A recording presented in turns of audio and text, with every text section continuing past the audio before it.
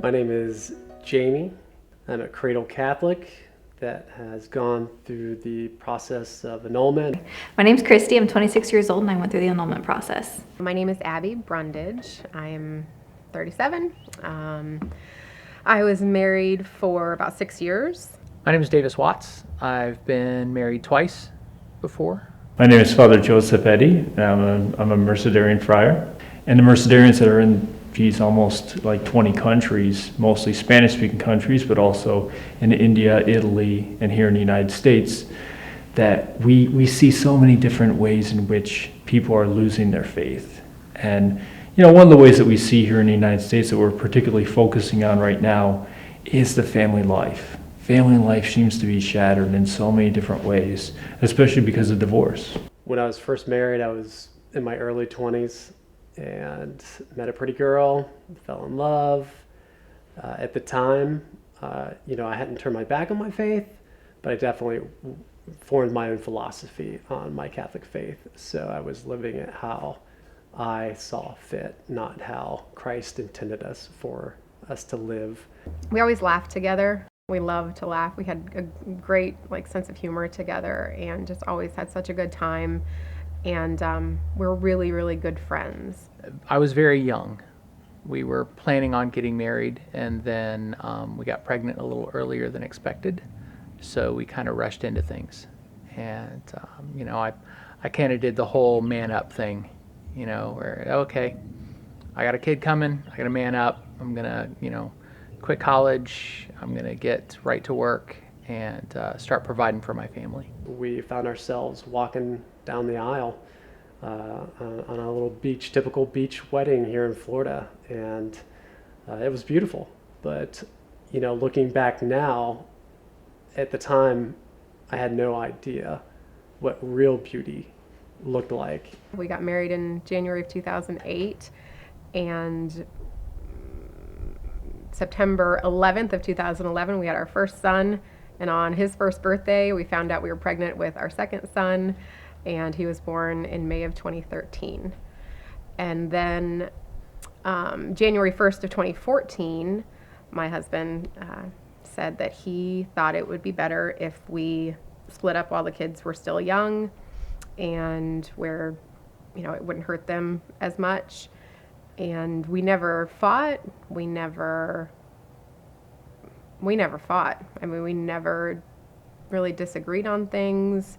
I was pretty blindsided. My daughter was a year old. She was diagnosed with cystic fibrosis. That kind of made things a little harder, especially for a young couple. We decided to go ahead and try again, even though we knew there was a 1 in 4 chance that the second child would have CF, and hit the nail on the head twice. CF 2 times, but we were ready to deal with that. We were ready for whatever was put in our path. At least I was. It actually came to an end very abruptly.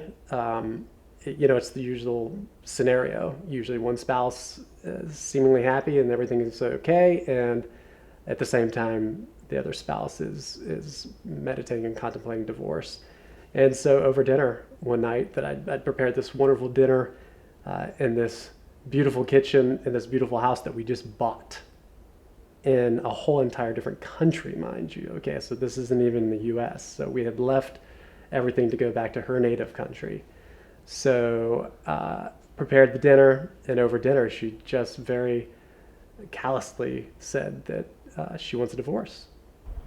My first wife left us when my children were 3 and 5 years old, and I was kind of in a bit of a desperate place. Had to put my kids into daycare for the first time ever, and still working, trying to provide for a family. And so that's when I met my second wife, and she was I felt like an answer to prayer. She came in and kind of rescued us and was there to help take care of the kids. That day, as we're sitting in the den having a very black and white conversation about it, I freaked out. I said, I can't do anything. I said, you can't leave. I can't do anything. And I said, what if the smoke detector batteries go out? I can't reach the batteries. I can't reach the smoke detector.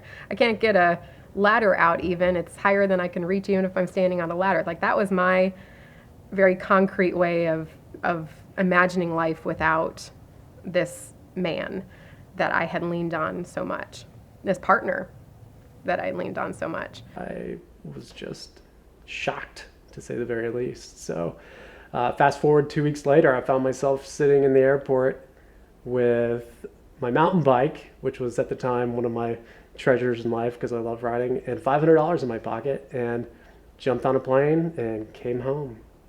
And that was the end of it, and hadn't heard from her since either. In hindsight, I see so much of what was actually going on in our relationship. So now, looking back, I see so many things that were wrong, but at the time, I felt like it was completely out of the blue. What happens with divorce, it's like someone's clothing that just like rips. It's like a tear in the clothing. And it's like two people have been working for years to put together this life together. Maybe not always equally, but certainly they were trying. And then you tear that, and that hurts. And then that hurts the family, that hurts the children. And so there's a lot of pain that exists with that. I think the most difficult part about divorce in general is that it destroys this projection, this image, this thing that you've always seen as your next path, the next step down your path. It destroys all that. And so in a lot of ways we mourn for the loss of those hopes and dreams versus mourning the actual loss of that other person. It took quite a while for my first divorce even to happen. And then after the divorce, the second marriage, as soon as my divorce was final, it took almost 2 years to get divorced. And then as soon as that happened, then we got married. For the court to sign off and stamp the paper that said that I'm not married anymore, it didn't make sense in my head completely. There was still some connection. Jesus' own words tell us, that when a man and a woman come together, they become one flesh. And no human being can break that apart. So we can't take Jesus' words and, take them out of context and so forth. So we have to respect the Lord's words, but at the same time, we can look at that marriage. I think about a year after we got married that we decided we wanted to come into the church. And that was my first experience with annulment. I'm a convert. I came into the church in 2013. I didn't think I was going to have to go through the annulment process since I was married outside of the church. But since we were both baptized, I did. I have to go through it. I knew something about the annulment process. I'm not an annulment expert, and and especially then at the time being a young man, I knew that I was going to have to do something one day when I got remarried. And I knew I was going to do something dramatically different, and I wasn't going to repeat the mistakes of my past. I started looking into it right away. I read that I had to wait a year after the divorce to start the process, which was good. But right away I started looking into whatever I could do to help myself heal. I was like, I'm going to do everything possible to make sure that I'm okay for the next person. My first marriage had been outside the church. I was a Catholic but not practicing at the time, and we had a civil marriage, so they let me do the short form, whatever that means. It was pretty quick and easy. I waited the year, and I started the process, and it was easy. It was easy. And by the time I started, it was free. It wasn't terribly painful, but there was tremendous pain because my wife, my new spouse, fiance, who had just come into the church through the RCIA program, which, as everybody knows, is a 9-month to a year-long program. So we're engaged to be married. She comes into the church during Easter. Shortly after Easter, we start a marriage preparation with our parish priest. And he proceeds to tell us, something that we didn't know, was that the Catholic Church recognizes her previous marriage. It was a painful process, and it was also came to me as a shock. It's one of those, I was a convert, so I didn't think I was going to have to go through this process. He first says to me, you just have to go through a short format annulment, no big deal. And then he looks at her, somebody who just came into the church, and he said, hey, you've got to go through the full-blown annulment. So I'm sitting there in my head, I'm like, what I'm hearing is, welcome to the church.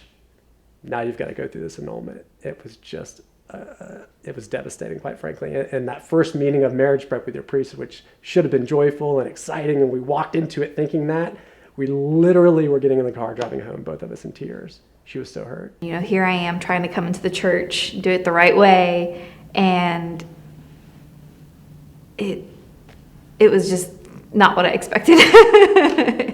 I thought I was like leaving my past behind, starting on a clean foot, and it was just prolonged the process of doing that. My second marriage lasted for almost 10 years total before that fell apart. And after that, I was determined never to go through it again. Unfortunately, I was pretty much lost on the thought of remarrying at that point. So annulment wasn't really in my grand scheme of things. For me, and I know a lot of people don't like to talk about Satan and the devil and spiritual attack and warfare, but it was such a trial for me personally, because that's when Satan was like, aha, here's my way in. I'm going to tear this guy apart, and I'm going to tear him away from the faith and the person that he loves, Christ. And he tried. So again, my own annulment process, it was just a short form, but dealing with that battle was a challenge, to say the very least. The whole time I remember asking Father John, who was the one that assisted me through it, why I had to do this. Like, it was just, I thought it was more traumatic than healing, and he just kept saying it's a healing process, it's a healing process. And I had a lot of other stuff that I was dealing with at the time. By the time my second divorce happened, my daughter began to go downhill in her health, so much so that within a few years she needed a double lung transplant in order to survive. And so we were fortunate. We got her on the list, we got her the transplant, and things went really well for a couple of years. And then about 2.5 years after her transplant, she went into rejection. And we fought for another 1.5 years, almost 2 years, before the rejection finally took her life. And so obviously I was dealing with quite a few other things. We felt like we were journeying to the altar together, to this sacrament. And from every angle, we were just being bombarded, because Satan knew how vulnerable we were at that moment. But we persevered. I mean, I know that's some dark talk, but fast forward, we persevered. And when you come out on the other side of that, you are a soldier, and you have won, and Christ, you realize, was there with you the whole time, you know, and you really, I think, are so fortified in your faith. It was an emotional experience, but a good one that I'm very happy I had. The Pope talks about the church as a field hospital, you know, during war. Okay, can you imagine like MASH units and a field hospital during war? Well, all this war is going on outside, and people are in there are suffering. So everyone in the church is suffering and struggling from something. I knew I needed the annulment to have a fresh start. I needed it to know that relationship was behind me, even though I didn't want it to be behind me. I didn't want that divorce, but there it was. It happened. And in order to move forward in a healthy way, I felt like I needed to be right with the church. Not because the church was telling me I had to. It was for my own peace of mind and my own heart. I knew I had to be right with the church, and I had to be right with God. Going through that loss of my daughter and that dealing with the rejection and everything, I learned a lot about myself and where I needed to be in my faith life. I had been angry at God for quite a while. I was still a faithful person. I still loved God, but I was angry with him quite a bit. Through that process, I met a person who really kind of helped me work through that a little bit, had a different perspective on everything that I was going through, and kind of encouraged me to get back into the sacraments, to be involved in church again. You know, Jesus always welcomes us back. And scriptures tell us about a God that loves us like a shepherd and goes after the lost sheep, leaves the 99 in the fold and goes after that lost sheep, and goes, you know, on cliffs, you know, anywhere to find that lost sheep. And I think that that's the way that Jesus really is. Part of that is when I realized that I I needed to go through the annulment process for my second marriage. I needed to be open to what God had in store for me after being Maddie's dad, after being Maddie's caregiver for so long. One of the things that breaks my heart now is knowing how many people are pushed out of the Catholic Church because of the annulment process, because of misinformation. People leave the church because they're divorced and they think that they no longer belong if they're maybe in another relationship or been remarried, but not in the church. They feel like the church doesn't care about them anymore. Through the annulment process, though, I did begin to understand on a deeper level what marriage is, but also what annulment really is. Because I thought it was the church saying, yep, this isn't a marriage anymore. But what I learned was that it's them acknowledging from the very beginning that there was a flaw. But annulment is basically stating that that marriage, for whatever reason, did not exist, in the sense that there was not a free gift of oneself. There was something there that prevented these two people, without them really knowing, from giving a free gift of themselves, which marriage, as by its nature, is. I understood there were misunderstandings because my ex-husband said, well, does this make our children illegitimate? He's like, why am I getting a certified male from the diocese? And I said, oh, that's probably annulment information or paperwork. He said, well, why are you getting an annulment? Doesn't that mean our boys are illegitimate? I said, no, don't worry about it. It doesn't mean that. It doesn't mean that children are in any way illegitimate, and I know a lot of people feel that way, but that's not the case. Whenever God always blesses, the marital act, and so He blesses us with children. That's really what a lot of the missing pieces of the puzzle are. Is just you got to take the time to go get the information. You got to figure out what it is. It's not rocket science. There's probably more people than you think or know who have gone through the annulment process. Or of course not letting it be known to everybody, but they've gone through that process. So they're just get involved in your parish and speak to your parish priest, even if you'd like some counseling or something like that, or just someone to talk to. You're going to find people that in your parish that are going to be able to help you and probably know what you went through and can help you with that. And worked in the church, so I knew a lot about the annulment process by the time I went through it the second time. But I had never experienced the full questionnaire, the full in-depth, the total dive into what it was that I had gone through in my second marriage. There's a lot of questions, and it does make you think about all the different aspects that pour into a marriage, from family history to how you met, how you courted. I remember it was asking some very personal questions about my ex-husband and I's relationship. And I remember whenever I would turn it, you turned it into your priest, I remember he kept bringing it back to me. He's like, it's not detailed enough. He's like, they're going to kick it back. It's not detailed enough. And I asked him, why do they need all these details? He said it's mainly for a healing process. The church doesn't want to put up obstacles for you. We want to try to heal wounds, as Pope Francis talks about. Going through the annulment process not only taught me a lot about the marriage that I was currently getting or seeking annulment for, but it also showed me a lot of the things that went wrong in my first marriage, the places I went wrong in my whole mindset of what marriage is and why God brings a man and a woman together. I didn't realize how much I was holding on to my past that I thought I had gotten over, but I hadn't.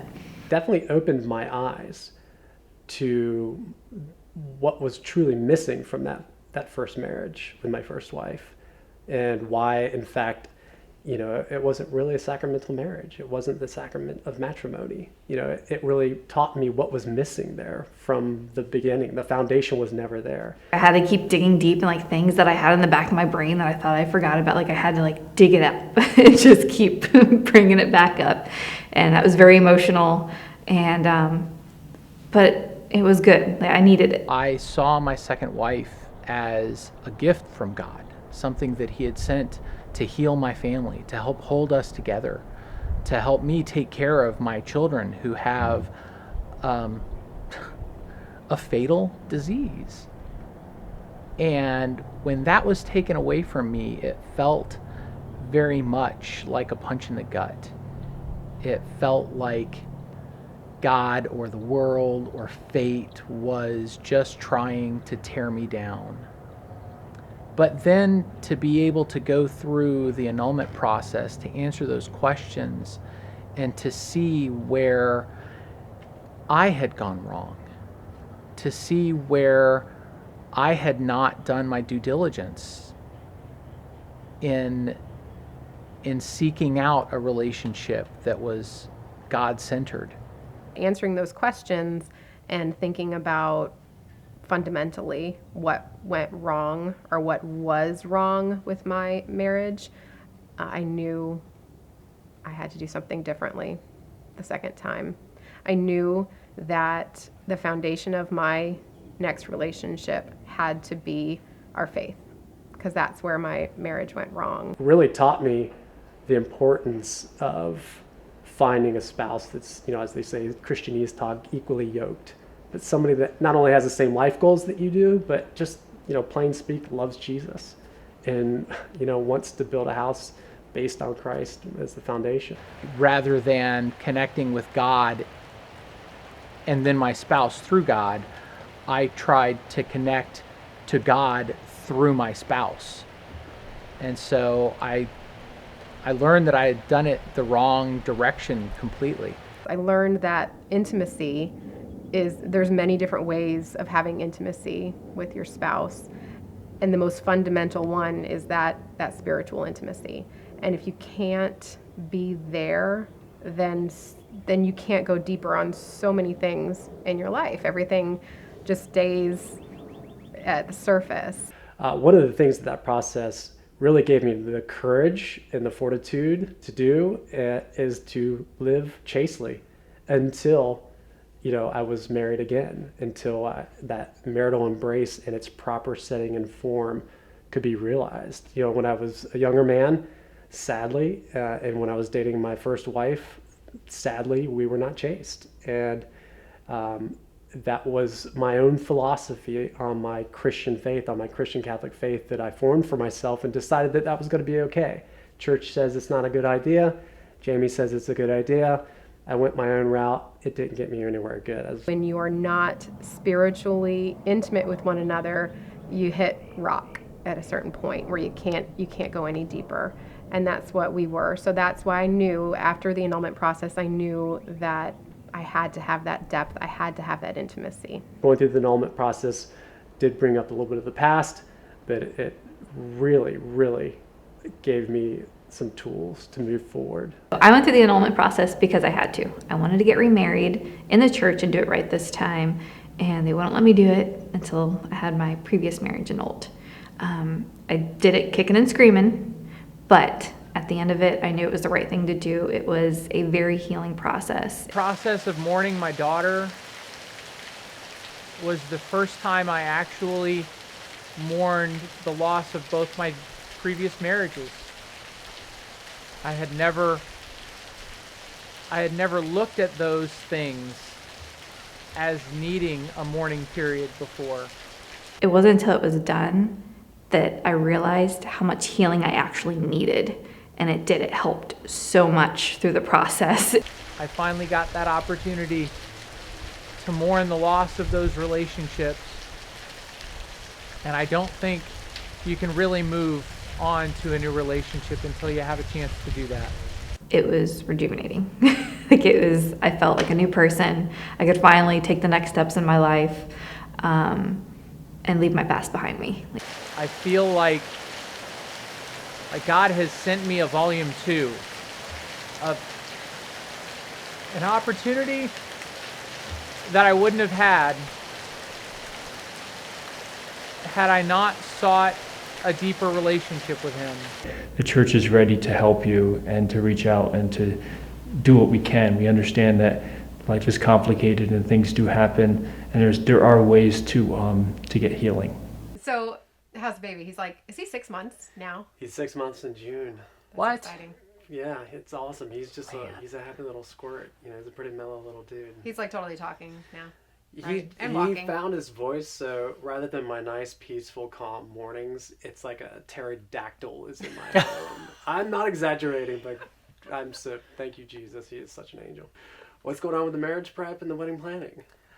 Oh man, good. everything. Yeah, it's really good. We've got the date, the venue down. Yeah. Today was our first day of the marriage prep, which is always exciting. But now, how are the boys going to play into the ceremony at all? I'm so excited. Is that a surprise, or is the other thing to do? Tell something? him. No, we're they're gonna walk me down the aisle. Are they going to walk you down the aisle?